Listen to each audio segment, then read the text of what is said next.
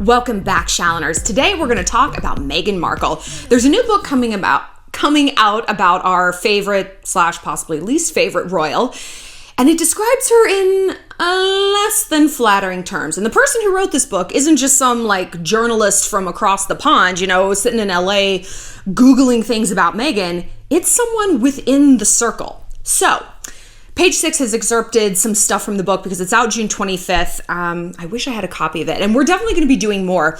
But we're going to do more videos on Meghan because, she's just such a treasure trove of information, and a personality study like Justin Bieber is. So even if you don't care about Meghan Markle, I don't care about the royal family at all. But I do care about human behavior. I care about psychology, behavioral pathology, and as always, what we can get from it. So today, we're going to break down 9 scientifically driven traits of manipulative people. Because, according to this new book, Meghan is described as a fame addict. So, Lady Colin Campbell wrote the book, Meghan and Harry, The Real Story, out June 25th. And apparently, Meghan wants to run for president of the US someday, and that England doesn't do it for her. She's described as an operator, a fame addict who's had a series of men. Well, girl, me too. So who cares about that? She's an adult. Have a big old... Oh, okay. All right. And Lady Colin Campbell has had quite a few scandals, a lot. She's like, I know the lot. The royals, the courtiers, the friends. I've attended their parties, been to their homes. I've taken care to be positive and even-handed, although Meghan's thrown the whole British family under the bus. Big agree on that. She said about Meghan, this person is no more suited to royal life than Angelina Jolie would be to competitive boxing. Okay, first of all, I would not get into a ring with Angelina Jolie. She might be 100 pounds soaking wet, but that bitch will bite. And she's got like a roll of quarters in her hand to punch harder. That's very helpful. She's inflated herself beyond natural entitlement. Since she always wanted to be a star, she's had this propensity for exaggeration. As for Harry, he should have been instructive. This nonsense that she didn't at first know so much about him. Please. She looked him up in books. She pats him like a good boy. She even answers for him. She went into marriage intending to embark on commercial enterprises. That's something forbidden to the royals. That's true. We think of royals as celebrities, and they're not. Royalty is public servantry. That's what royals are. They're somewhere between, servants and politicians, and especially in England. In other countries, they have more power. In England, they're figureheads, and they aren't allowed to host parties at One Oak and get paid for it or shill sugar bear hair. That is not part of the deal. They're not even allowed to accept gifts like free clothes. And the gifts that they get if they go to a school or whatever, and someone made you this macaroni drawing. Okay. They can't even take those with them. They can't take bouquets of flowers. It's very, very known. The fact that I know that, and I didn't marry into this family, Meghan knows that. And again, her bullshit that she didn't know who Harry was, it's girl, give it up. That just makes you sound dumb, honestly, that you don't know arguably the most famous royals in the world. It doesn't make you sound cool. I always remember, when I was working at Star, there would be people who came from different magazines. They would come from Architectural Digest, and they were slumming it in the celebrity world, and they'd be like, oh, Teen Mom, I don't know what that is. And finally, I'm like, do you know how dumb you sound? You're like a surgeon going into an operation being like, oh, what's that in there? What's that organ? I don't know. I don't think it's cool. It's it's not cool to not know what the fuck you're talking about. You need to know what you're talking about. Obviously, you can't know everything, but to say it with this ripple of pride, it's I don't even know who Britney Spears is dating. It's well, dummy, you just got busted down a few pegs. Anyway, Okay, so that's what they have to say about Meghan. And again, once the book comes out, there's going to be way more excerpts and stuff. So we're going to do more videos on this because you guys suggested so many really good topics. And again, follow me on Instagram at ShallonXL. I always let you weigh in on topics and suggest them. You come up with way better ones than I do. I'm like, Meghan's contour. I don't know. I just get so overwhelmed sometimes. And you guys are like this and this. And so it was a big debate between how to spot a manipulative person and how to actually be less clingy yourself. So we are definitely going to do that topic. But today, we're going to talk about being manipulative because I feel like if you're in the Shallontourage, your problem is not clinginess because you're a bad bitch. Your problem is getting preyed upon by manipulative people because that's kind of all of humanity's problem. Manipulative people, predators, Not like the fun predator, like I joke, let's go prey on some cute cowboys. Like real predators who look at you as a means to an end, they are all around us and they don't look the way we think that they're going to. I talk about this all the time with fuckboys. Like I always think a fuckboy looks like I always do the body roll and the tooth suck. Like any dude at a Tampa gas station, like, hey baby girl, you wanna come ride my Camaro? He's got like the really sculpted chin strap. And dudes who look like that are absolutely fuckboys for sure, but not all fuckboys look like that. They can be the good guy fuckboy. They can be the captain of the Princeton football team. They can be the dude running for city council. They can be a really genuine good guy, just not a good guy for you. And we have to remember that intention does not mean anything. Fuck intention. I don't care. The road to hell, as they say, is paved with good intentions. And it's also paved with bad ones. What's the difference between a bad driver and a drunk driver? Nothing. A drunk driver doesn't get in their car and it's like, I'm gonna go kill someone tonight. They don't think that, they don't intend it, but that does not negate the consequences, right? And so we have to be very cognizant of people in our lives, and I hear this from you guys all the time when you submit questions. Oh, I forgot to say, if you have a question, you want to talk to me one-on-one, find me on my website, shallonlester.com. Anyway, but I hear this all the time. It's like, he didn't mean to do this. He's not a bad person. I know that she doesn't mean to be this way. Who fucking cares? Who cares what they mean? Character is not intention. Character is action. So you might not be an actual legitimate psychopath. And I talked about this in my video about Ellen DeGeneres being a psychopath. And all I did was highlight her behavior and contrast it with the facts of the hair psychopathy checklist. There was no real opinionization. It's like, hey, this is what she did. Here's what the hair checklist says about psychopaths. Draw your own conclusions. And yeah, maybe she's not a psychopath. Maybe Megan isn't manipulative. But look at their behaviors. Draw some conclusions. So that's what we're going to do. And we're going to do it with the help of Dr. Abigail Brenner. She is a psychologist. I like her. I read a lot of her stuff. She writes a lot of articles. So she talks about manipulative people and how they've mastered the art of deception. And the deception is that they are experts in seeming sincere. Oh, yes. Oh my God, tell me yes. We have all encountered people like this. The friend who's like, oh my gosh, I heard that you and Jason broke up. Oh my God, tell me everything. What happened? Well, they're not asking because they care. They're asking because they're a gossip. And that's like on the baby end of the manipulation spectrum. They're just sensationalists. They're a gossip. Okay. On the extreme end of that example is she's going to go fuck Jason. And she's going to use what you're telling her to talk about it on Twitter, to ruin your reputation, and to go get your man. And when we encounter people like this, we have to be armed with the tools to spot them, because it's not always going to swing to the best case scenario. It's, oh, she's just a gossipy and she doesn't really have my best interest in mind. She's just kind of like on the scene and wanting to hear the tea. But sometimes it's the worst case. And for Prince Harry, he's living in the worst case. So let's go through some of these things. The 9 traits, as defined by Dr. Brenner, of manipulative people. And we're just going to point out some things about Megan. We're going to point out some things, examples in our other real life to put some things in context, Number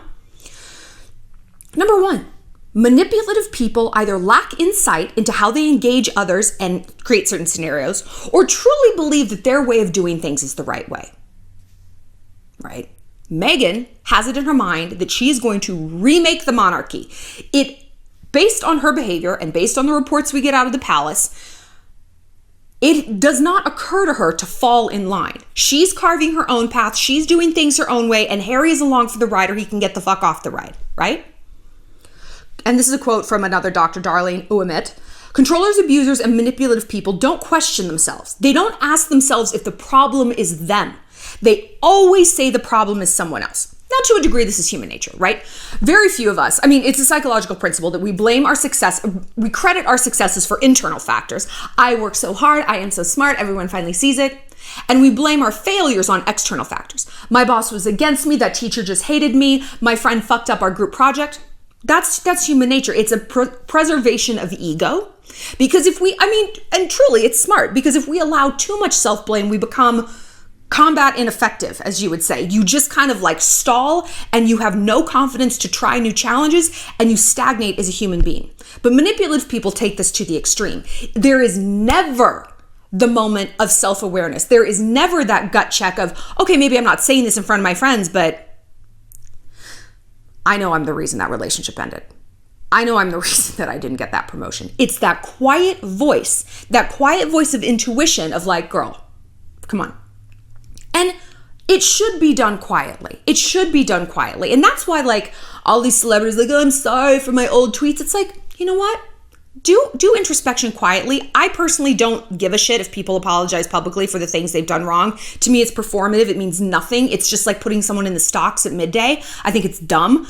I would rather just see continued change and shifts going forward. And if they've already been doing those shifts, then all right, like I don't care what you tweeted in 1998. Twitter wasn't even around, but you know what I mean. I don't care.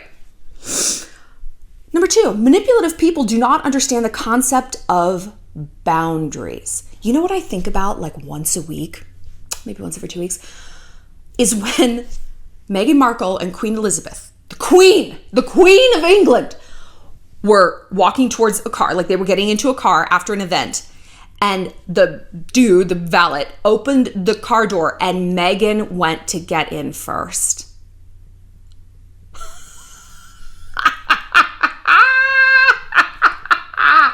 To butt ahead of the Queen of England. You know what? Forget that she was the Queen of England. She's your in-laws. She's ostensibly your mother-in-law. Harry's, obviously Princess Diana is no longer with us. She's like the head bitch in charge of the family you married into, and you're like, me first.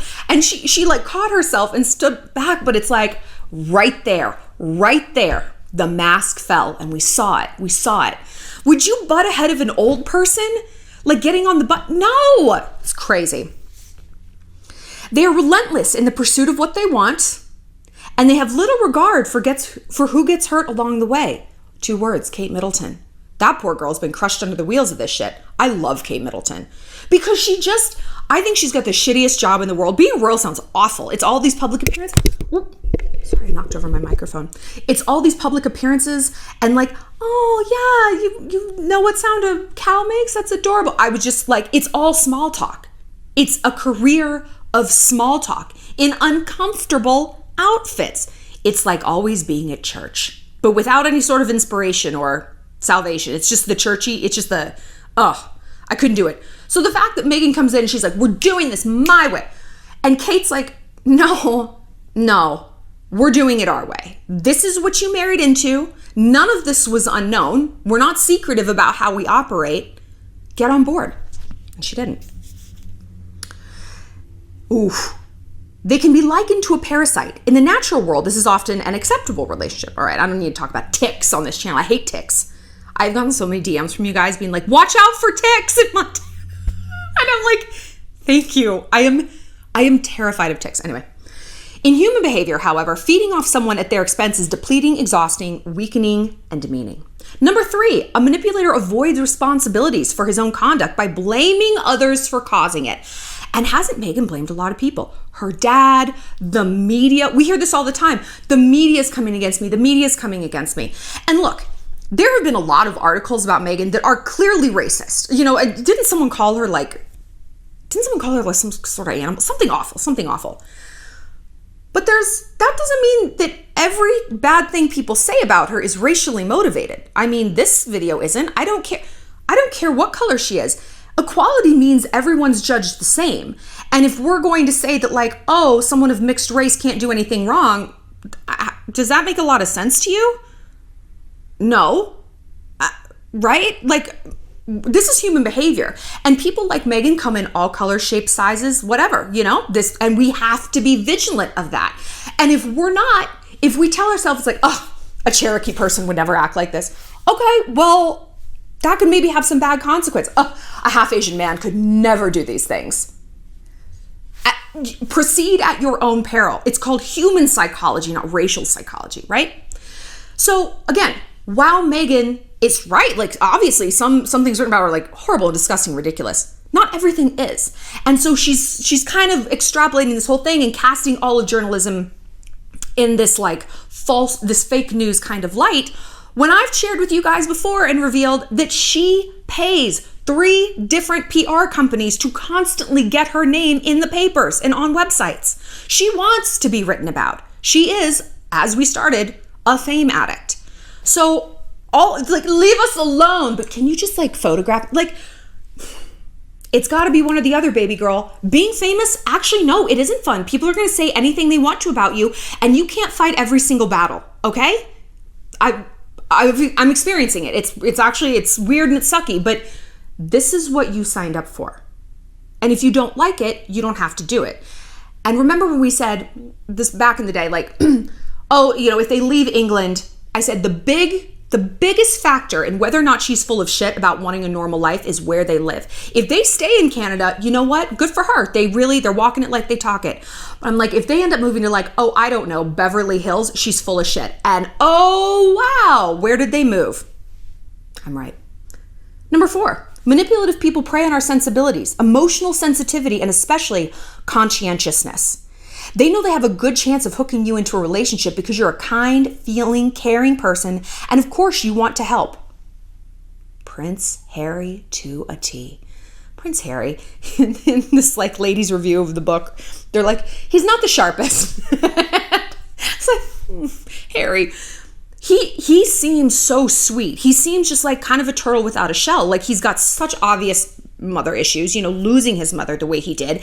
And Meghan playing the card of the press is out to get me. I mean, hello? That is the biggest button to push on the Harry dashboard, right? And she came along. We've talked about this in other videos about how she seduced him, about how she identified his shadow self. And she saw the side of him that he was either trying to amplify and no one was listening to, or he was afraid to amplify, which was, I'm not just the spare, I'm the true king. I am a king in my own life. I'm the one really holding things together, and I'm the good person. Will and Charles, I'm the special one. I do all this charity stuff, and Meghan positioned herself as a bit of a charity case emotionally, and my dad was crazy, and the media hates me and all this stuff. And Harry was eating it up. She didn't. It's okay, we target people we want, but this was next level. I target someone across the bar. It's I'll make eye contact. I'm not going to research his family and go after his shadow self. I simply don't have the time. Number 5, if you want an easy way to discern manipulators from empathetic people, because that is the opposite, right? Someone who's empathetic is the inverse of someone who's manipulative. Pay attention to the way they speak about others in relation to you. Basically, are they gossips? If someone talks all this shit about other people, and she looks so fat in that romper, I know, what was she thinking? No wonder Jared dumped her. I mean, come on. How do you think they're talking about you? We all want to think we're special. We all want to think we're an exception and we're not the rule, but that's not true with manipulative people. The way they approach life is not, I'm only going to manipulate that sector of people. I'm only going to be manipulative there. It is pervasive.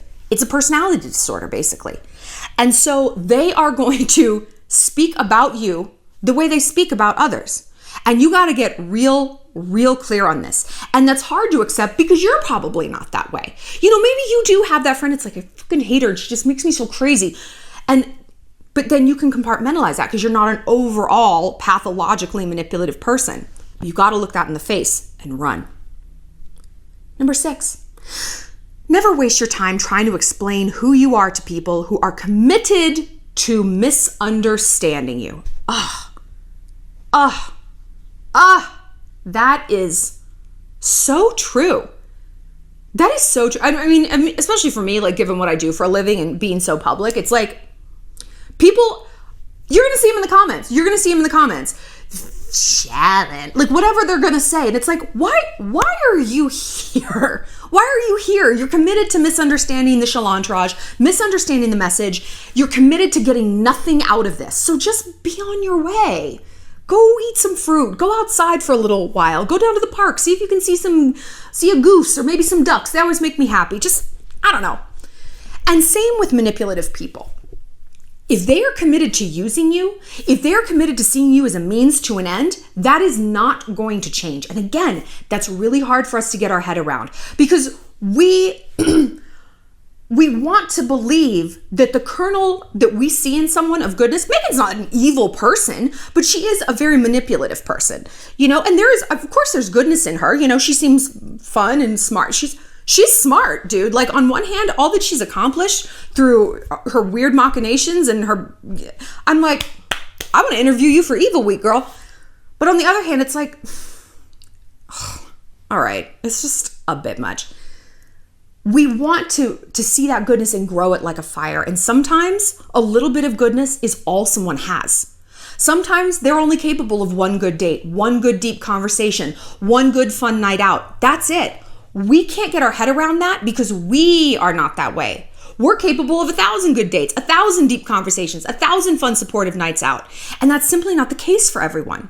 And we have to recognize that we are not looking at twins. We are looking at different creatures altogether. Number 7, characterize people by their actions and you will never be fooled by their words. Right? Character is not intent, it's action. Always remember that what a person says and does are two very separate things. Observe someone closely without making excuses for them, and usually what you see is what you get. Usually what you see is what you get. I studied logic in college. I was like a logician, and like rhetorical criticism is very logic-based thinking. And one concept that's like the tenet of logic is the simplest answer is usually the correct one. We see this all the time on Dateline. It's like the husband's like, I didn't bludgeon my wife to death because she found the gay porn on my computer. It was an owl. It was an owl that came in and the owl had picked the lock. Well, the owl spent months observing us, got our debit card numbers, and then it accessed our bank accounts. That wasn't my boyfriend. And then the owl, you're just like, what? Gary, who in the hell are you trying to fool? It's like these convoluted stories. And we see that just in our life. It's like, gee, maybe this guy is ghosting me because he got redeployed, but on the way he got hit by a bus, and so that's why. And then his phone didn't work. It's like, or maybe he's just not into it. Because usually the complicated answer gives us a pass. It makes us feel better. And so if we look at Meghan and Harry, the complicated answer is that every single thing written about her, said about her, is a lie. That the entirety of planet Earth is part of some mass Illuminati conspiracy, not to like take over the stock market or destabilize a multinational. No. To talk shit about a figurehead, like a puppet of a defunct monarchy. Really? Is that what we're all doing here? Is that what I'm doing here? Did I just get a call from, Spectre and be like, it's time? I'm like, okay. Or is some of it fucking true? When you hear the same stories, the same pathology come up again and again and again and again about someone, that's because it's probably true. Maybe some of the details are a little fuzzy. Maybe she didn't say something exactly like that, didn't go down exactly that way. But the basics are there. Look at all these celebrities. It's like, I'm not on drugs. And they're like, he's in rehab. And you're like, God fucking damn it, It's true. Number 8, if the individual put as much effort into being a good person as they do in pretending to be a good person, they could actually be a good person. My God, this is like so wise. It's like the wisest sentence. It's so true. I was talking about this concept of optics versus reality in the video about money, in the video about wealth, and we talked about Kylie Jenner. It's like people who spend all their money to buy like the Vuitton belt and the Supreme hoodie and all this stuff. It's like to look rich. If you could actually be rich if you saved that money and put that effort and that hustle into like growing your own business, going back to school, studying for finals, whatever it might be, pulling extra shifts. It's so weird how people expend the exact same, if not more energy to fake something when to do something organically is actually quite simple. It's a much lower energy expenditure. And I talk to you guys about this when we talk about career. And I say this in individual questions, and we talk a lot about it on the podcast, actually. Girl on Top, check it out. At some point, and this is what I got to when I was about 22, 23. And I was like living at home right after I graduated. I was a waitress. I was just spinning my wheels. And I was spinning my wheels because I knew what I wanted to do. I knew I wanted to be a writer. I knew I wanted to be a journalist. And I knew I wanted to live in a big city. And at some point, it got easier to just go after that dream than to constantly run away from it. That took so much energy, so much lying to myself, and so much panic and anxiety. And I just got worn down. And I was like, you know what? You win. You win, intuition. You win, dreams. I'm on board. I've got no tools left to fight you. Let's fucking do this. And once I did it, once I committed and I started on that path, nothing got me off of it. I moved to New York. 9 months later, I had a book deal with Random House. I knew one person when I moved there. And I will flex on that for the rest of my life because it's a big achievement. You know? Okay, number 9. This is the final one. Regularly examine what you believe. We don't do this enough in life. As life progresses, our belief and attitudes may change, and we need to know how these ideas changing affects us. When we're not sure what we believe, it's all too easy to allow someone else who is sure that their beliefs are right, not only for them, but for you as well, to attempt to manipulate you into thinking, right? So this is basically a testament to peer pressure. If you don't, and I'm not saying you should be like rigid and opinionated. I don't like Thai food. I only like Vietnamese. But if you are, I think a lot of us, when we don't know how we feel about something, we do, but we're afraid to say it because we think it's socially not appropriate. We think it's impossible to execute, or we think we're going to be rejected, right? It's like, I go out and like the other day, I was going out and I didn't really want to drink. I was just tired. I've been drinking a lot in Montana. I've been going out with a lot of my friends and just doing a lot of stuff. And they're like, "Are you going to drink tonight?" I was like, "I don't know." I knew the answer. I knew that the answer was no, I don't want to. But I thought, okay, we're out with the girls and like someone's going through a hard time and blah, blah, blah. We need to talk and communicate. And I'm like, no, I have to. I can't be a dissenter. We all need to be like united right now. And I was like, okay, yeah. Oh, of course. I'll just spicy skinny margarita. You know, and I was very easily manipulated. It was not my friend's fault, you know, but I was soft and malleable because I had not come to terms with truly what I wanted, truly what was going to make me happy, and I hadn't put up any boundaries. I went in there like Play-Doh, not a sculpture. And so I was going to be easily shaped and manipulated. And then I was kind of like pissed about it. I was pissed about it all night, not at my friends because they weren't ordering drinks from me, it was me. And you know what? They wouldn't have cared if I hadn't drank. No skin off their back. They wouldn't have cared at all. They wouldn't have cared at all. So much of the time, we make ourselves easy targets for manipulators because we have not accepted our true opinion about something. There is no wrong answer about how you feel about something, whether it's a fuckboy or your family or where you live or what your job is or that show or that food. It's fine.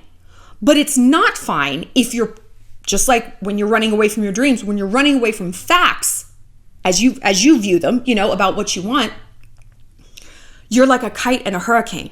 It's not good.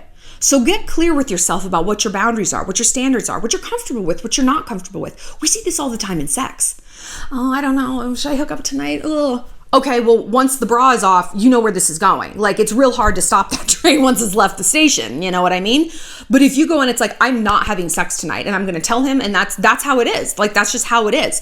If you're like, oh, if I say that, he's going to leave. Fucking let him leave then, girl. We can't be afraid of the fallout from telling the truth and being honest and authentic. Because the fallout is never actually bad. When we're authentic and that weeds people out, oh my God, are you kidding me? That's the best possible outcome. Because now I know that Markle's left my life. I no longer have to be Markle Sparkled. She's not going to get what she wants from me. She's moved on. Done. This is perfect. You know what? I think I missed one. Oh, I missed half. I meant to read this part under, you know, we're talking about how they gossip, like how they talk about other people. Wait, where did it go? Okay, yes. Empathetic people versus manipulators. They're masters at triangulation. They create scenarios and dynamics that allow for intrigue, rivalry, jealousy, and encourage and promote disharmony. This is something that you see in people with borderline personality disorder. I mean, you see it in a lot of different people, but it's something that in terms of that disorder is called splitting. And my therapist was telling me about this after I got blackmailed, you know, and I was telling him about the whole trajectory of the relationship, and he's like, oh, Shallon, textbook splitting, where they pit the world against you and they're the only ones who can either help or control or save or whatever. And it's that triangulation. They create triangles. Like Wait, you didn't hear what Tyler said about you? Oh my God. Okay, well, let's go Starbucks after work and I will tell you. That's triangulation. No. Yeah, I heard that you did that. That's fine. Triangulation. Look around your life for this. People who might be positioning themselves as helpers, but actually, if you removed them, would you also be removing the problem? And you might be saying like, okay, well, no, if Tyler really said that about me, I need to know. Do you? Do you? What does that get you? Did I need to know every mean comments people were saying about me on the internet? What does that do? It just distracted me. It just distracted me and left me very easy prey for something or someone manipulative, right? Big lesson to learn. Big lesson, but I'm glad I did, you know? I'm really glad I did. I'm better. I'm not bitter. Every setback is actually a setup. So, in sum, we're going with a quote from another doctor, Dr. Michael Endy. When it comes to controlling human beings, there is no better instrument than lies. Because you see, humans live by beliefs, and beliefs can be manipulated. The power to manipulate beliefs is the only thing that counts. So whether it's the president talking about how hundreds of governors have called him to congratulate him, how he handled Corona, hundreds of governors? There's only one governor per state. We don't have hundreds of states. He's so dumb. Or it's Selena Gomez saying that she can drink and it's fine. And beware. Manipulative people are out there and they're going to target someone, and it's not going to be a shalligator. It's not going to be the Shallontrage. They can go somewhere else and sell crazy. We're all stocked up. For more, click like and subscribe. I want to know what other Meghan Markle topics. Like I said, I'm going to do one on how to be less clingy yourself, how to be like less addicted to attention, because I know that's something we struggle with, especially in the age of social media. It's like, oh my God, if I log out for 2 days, I've ceased to exist. We're going to break that down because I've gone through that, and I've got some really good practical tips that have helped me kind of dial down that hysteria, that sort of existential FOMO is really what it is. And also, if you want to know more about FOMO, check out my video on how to get back into life after quarantine. I put that up yesterday, and that offers some good tips on how to kind of dial down that and get back to your authentic self. I'll see you later, Shalloners.